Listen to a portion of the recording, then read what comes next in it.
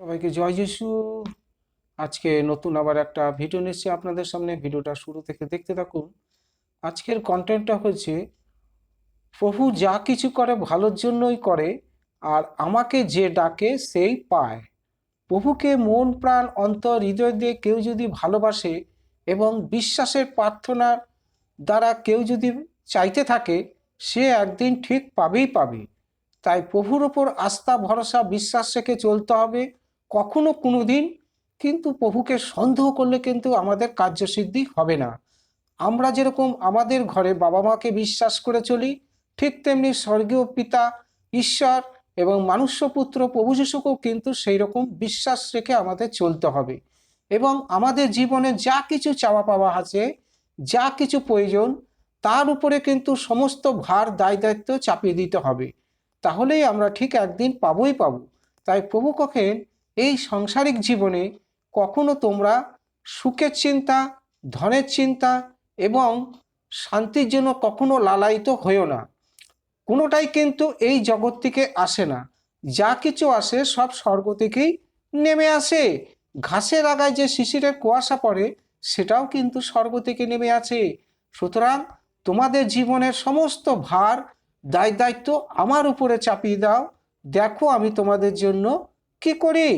তোমরা কখনোই কিন্তু কোনো বিষয়ে ভাবিত হবে না যে এই কাজটা করলে হবে কি হবে না, আমি পড়ালেখা শিখছি, জীবনে আমি প্রতিষ্ঠিত হতে পারবো কিনা, চাকরি বাকরি পাবো কিনা, আমার ব্যবসা বাণিজ্য করতে পারবো কিনা, আমার জীবনটা কি অতল জলে তলিয়ে যাবে। এই রকম কোনো নিজেকে নিয়ে কখনো ভাবিত চিন্তা ভাবনা কৌতূহল সন্দেহ করতে নেই। কারণ আমরা ঈশ্বরের সন্তান, ঈশ্বরের ঘর থেকে এসেছি, ঈশ্বরের দেওয়া আত্মা আমাদের অন্তরে আছে। তাই আমরাই হলাম ঈশ্বরের প্রকৃত সন্তান। তাই তার কাছেই কিন্তু, সৃষ্টিকর্তার কাছেই কিন্তু আমাদের চাওয়া পাওয়ার সমস্ত ভার দায় দায়িত্ব তার উপরে কিন্তু চাপিয়ে দিতে হবে। তার উপরে আমাদের জীবনটা নির্ভর করে। তাই আমরা কখনো যেন হেলায় দুলায় নিজেকে কখনো ছোট মনে না করি আর কি। হালেলুয়া। তাই এখানে একটা দৃষ্টান্ত দেওয়া হয়েছে যে বাইবেলে এমন বহু মানুষের উদাহরণ আছে যাহা তাদের ঐশ্য আজ্ঞাবহতার জন্য ঈশ্বরের আশীর্বাদ লাভ করেছিলেন। যথা নোহ। নোহ ঈশ্বরের আজ্ঞা অনুসারেই কর্ম করিলেন। আদিপুস্তক 6 অধ্যায় 22 পদে কিন্তু স্পষ্ট লেখা আছে। নোহ ঈশ্বরকে প্রচণ্ড সম্ভ্রম করতেন, খুব ভালোবাসত, বিশ্বাস করত। তাই তিনি বিনা বাক্য ব্যয়ে ঈশ্বরের আজ্ঞা অনুযায়ী একটি জাহাজ তৈরি করেছিলেন। ফলে দৃষ্টতা ও মন্দতায় ভরা সেই পৃথিবীতে মানে যখন ঈশ্বরের দণ্ডাজ্ঞা নেমে এলো, তখন তিনি তার পরিবার তা থেকে রক্ষা পেলেন। লক্ষ্য করুন, নোহ কিন্তু ঈশ্বরকে পাল্টা প্রশ্ন করেনি। আমরা যেরকম কোনো কাজ করার আগেই নিজেকে নিয়ে প্রশ্ন করি, হ্যাঁ প্রভুর কাছে প্রার্থনা করব, আমি কি পাবো, আগেই তো ভালো ছিলাম। এই রকম কৌতূহল কিন্তু নোহর মধ্যে ছিল না। নোহ ঈশ্বরের প্রতি অগাধ আস্থা ভরসা বিশ্বাস ছিল। তাই বলছে নোহ কিন্তু ঈশ্বরকে পাল্টা প্রশ্ন করেনি যে কি কি তার করা উচিত বা করতে হবে, বরং ঈশ্বর নোহকে যা যা করতে বলেছিলেন তাই তিনি নিঃশব্দে অক্ষরে অক্ষরে পালন করেছিলেন। তাই নোহর নাম বাইবেল পুস্তকে খোদাই করে লিখিত আছে। আর সারা পৃথিবীর মানুষ নোহর অধ্যায়টা পড়ে জানতে পারলো দৃষ্টান্তটা, যে বিশ্বাসের প্রার্থনা প্রভুর কানে, আমাদের স্বর্গস্থ পিতা ঈশ্বরের কানে ঠিক পৌঁছে যায়। আগে বিশ্বাস, তারপরে ভরসা, আস্থা ভরসা, এইগুলো রেখে আমাদের সমস্ত প্রার্থনার মাধ্যমে চাইতে হবে যে আমার কি চাওয়া পাওয়া আছে, আমার জীবনে কি কি প্রয়োজন। কারণ আমরা তো গরিব ঘরে জন্ম, আমাদের অনেক কিছু জিনিসপত্র যা অভাব অনটন দুঃখ কষ্টে রোগ ব্যাধিতে আমাদের ভরা।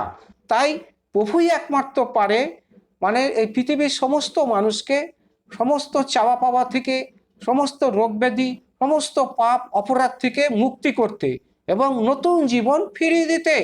তাই প্রভুর হাত ধরেই আমাদের চলতে হবে। তাই প্রভু যিশুই একমাত্র পথ। তাই বলেন যে আর আমি তোমাদিগকে যে পথে চলিবার আজ্ঞা দিই সেই পথেই চলিও, যেন তোমাদের মঙ্গল হয়। প্রত্যেকটা মানুষের জীবনে কিন্তু মঙ্গল চায়, অমঙ্গল কেউ চায় না। সেই জন্যই তো আমরা প্রভুর কাছে প্রার্থনা করি যাতে আমাদের পরিবারের সকলে মিলে মঙ্গলময় আশীর্বাদ হই এবং সুখে শান্তিতে বাকি জীবনটা যাতে খেয়ে পরে বেঁচে থাকতে পারি। হালেলুয়া।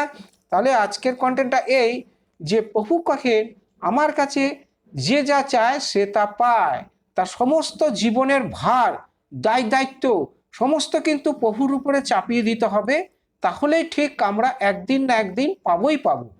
সবাইকে জয় যিশু।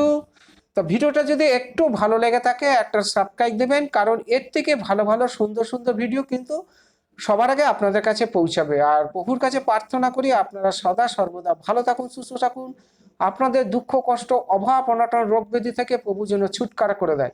আমি নাসরাতে প্রভু যিশুর নামে প্রার্থনা করি। ধন্যবাদ, ধন্যবাদ প্রভু, ধন্যবাদ। মহিমা হোক প্রভু, স্বর্গমত্ত পাতাল সব জায়গায় তোমার নামে জয় হোক। মিনতি প্রার্থনা তানকর্তা উদ্ধারকর্তা প্রভু সমসী নামে আমেন। জয় যিশু, জয় যিশু, জয় যিশু।